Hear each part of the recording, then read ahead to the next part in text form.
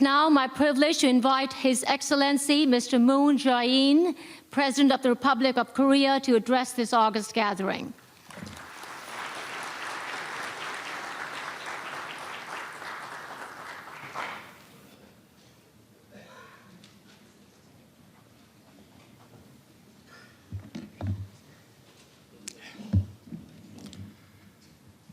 귀한 자리에 초대해 주신 나렌드라 모디 총리님과 각국 정상 여러분 반갑습니다. Another distinguished guest 2차 세계 대전의 참화를 딛고 억압받는 민족들의 born out of the ravages of World War II for the sake of the independence of repressed nations and world peace. It is truly meaningful that an event to honor Mahatma Gandhi, the symbol of nonviolent resistance for freedom and peace, is being held at the UN. One of Gandhi's teachings embodies the UN's spirit. There is no path to peace. Peace is the path. At the same time, it has become a compass for navigating toward peace on the Korean peninsula. For Koreans who are ushering in an era of permanent peace, Gandhi is a great teacher who inspires us with wisdom and courage. This year marks the 105th anniversary of the birth of Gandhi and also the centennial of Korea's March 1st independence movement. Korea's pro-independence Manse demonstrations that started on March 1st, 1919, were a massive struggle joined by some 2 million people, approximately 10% of the entire population back then. Ordinary, nameless people stood up to Japanese imperialists through the strength of nonviolence, and their spirit of the March 1st independence movement served as the foundation for a democratic republic. A century ago, Koreans shared camaraderie-like bonds and hopes with Gandhi and other contemporary Indians. They blessed and respected the man who was leading his country through satyagraha, nonviolent resistance. They also had extraordinary trust in and expectations for the Indian people who were marching step by step toward independence. In February 1923, the Korean people came to know about Gandhi's boycott of British goods through the press. And in the summer that year, Korea's campaign to promote the use of domestic products reached its peak. Gandhi criticized Japanese imperialists for imprisoning uncooperative Korean students. It also sent a message to encourage the Korean people on January 5, 1927, expressing his hope that Joseon would come to wholly belong to Joseon through absolutely truthful and nonviolent means. Newspapers in Korea published articles about Gandhi's Salt March for 23 consecutive days in the spring of 1930. The Korean people deeply empathized with India's nonviolence movement led by Gandhi, and they loved the poems of Rabindranath Tagore about how Korea's March 1st independence movement had touched him, and those of Sarojini Naidu, which spoke of her sympathy. Prime Minister Modi and distinguished heads of state and government, India and Korea, both having suffered from colonial rule, were partners who gave inspiration to and courage for each other's liberation. Now, India and Korea are advancing our special strategic partnership further based on the shared values of democracy and common prosperity. The world is becoming a better place with the spirit of Gandhi. Nelson Mandela overcame apartheid with the strength of inclusiveness and truth. Rosa Parks started the Montgomery bus boycott in 1955. Martin Luther King Jr. led the civil rights movement.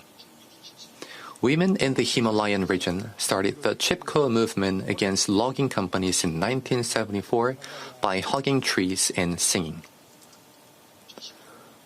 All of these who fought against violence with the power of nonviolence to protect themselves and their communities, as well as nature and the dignity of life, are the descendants of the great soul Gandhi. Guaranteeing the ordinary people's right to determine their own destinies and that of their communities, constitutes the very starting point of democracy. Gandhi said that we have nothing without hope. We can be happy only when we cherish and nurture hope in our daily lives.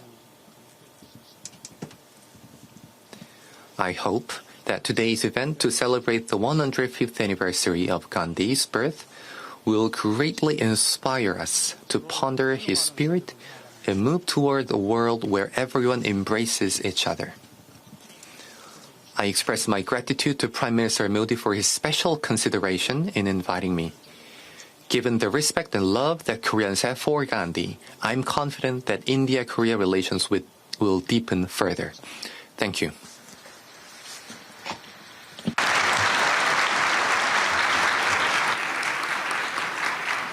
Thank you, Mr. President, for your valuable perspective on the relevance of Mahatma Gandhi's leadership. Thank you. And now I have the pleasure of inviting His Excellency, Mr. Hsien Loong, Prime Minister of the Republic of Singapore, for his remarks.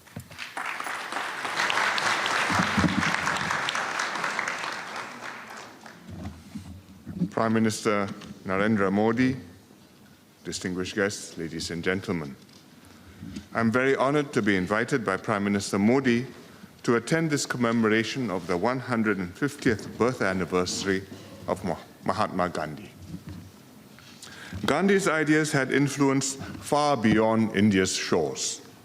His philosophy of non-violent resistance distinguished India from other independence movements of that era. He championed non-violence to the core of his being. Even more remarkably, he could persuade his countrymen to desist from violence, even when they had been persecuted and severely provoked. As he said, an eye for an eye leaves the whole world blind. This was sage advice then, and remains so now.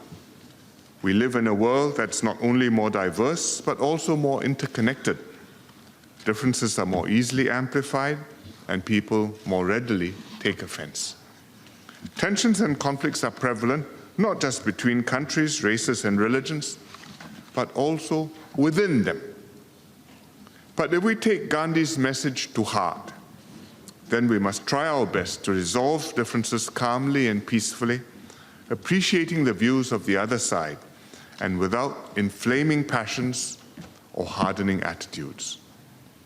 In so doing, we will build mutual understanding, tolerance, and respect for one another. Gandhi also firmly believed in the intrinsic equality of every person. And this value resonates with Singapore because our nation was founded on this same principle. We became independent in 1965 because we wanted to be a country where everyone was treated equally, regardless of their race, language, or religion. And we continue to uphold that fundamental ideal. We work very hard to strengthen our social cohesion and expand the common space shared by the different races and religious groups in Singapore. We also strive to make a modest contribution to global efforts to promote mutual understanding and respect.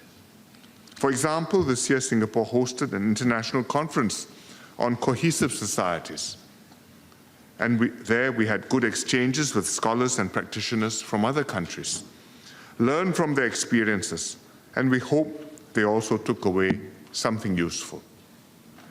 After Gandhi died and was cremated, Singapore had the honor of receiving part of his ashes. The ashes were immersed at sea in accordance with Hindu custom 2 miles from the southern tip of Singapore. Last year, Prime Minister Modi visited Singapore and unveiled a plaque to mark this spot.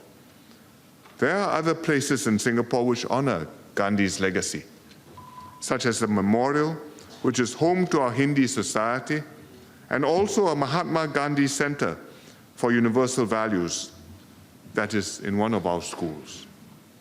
But beyond these physical traces, Gandhi's ideas and ideals have resonated and endured. Gandhi's birthday, the 2nd of October, falls next week. the UN General Assembly has declared it the International Day of Nonviolence. So it is.